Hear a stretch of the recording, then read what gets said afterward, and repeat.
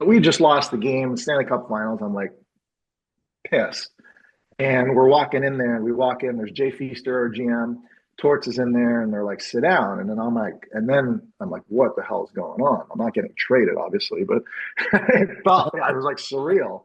And they're like, everything's fine, but your house is on fire. I'm like, what do you mean my house? During game one of Stanley Cup Finals, at some point, the firefighters who ended up watching the game got the call that my house went up on fire. They got to my place, and it started at my memorabilia room where I had a couple of jerseys and some plaques and some trophies. And I guess when they get the call, they just get the address. They don't have whose house it is. And they were like, as they were hosing it down, I guess one of the guys was like, wait a minute, what's going on here? So my house went up in flames, game one of the Stanley Cup Finals against the Calgary Flames, which is so weird. I had no clothes except the suit on my back.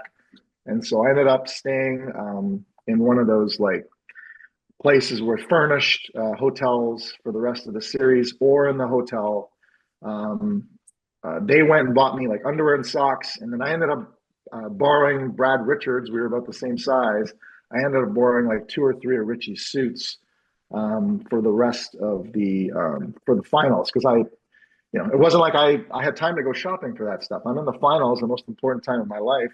So it was just a surreal moment. And then Torts had the very famous, speak of your buddy Torts, the next day he does the interview and they ask him about it. He says, it's just wood burning over there. And I'm like, Torts, a freaking house, man, not just freaking wood, you know?